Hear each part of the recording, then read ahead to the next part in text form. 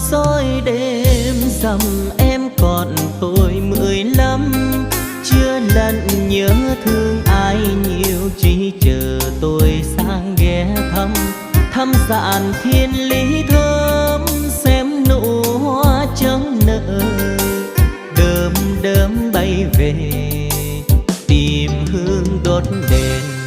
Theo tháng năm trăng rằm em đêm tôi 15, tôi nằm nhớ em thăng trầm, nhớ làn son môi trái tim, tóc kề tay ấm êm thơm mùi hương tóc lạ, đôi mắt nhung huyền cả một trời.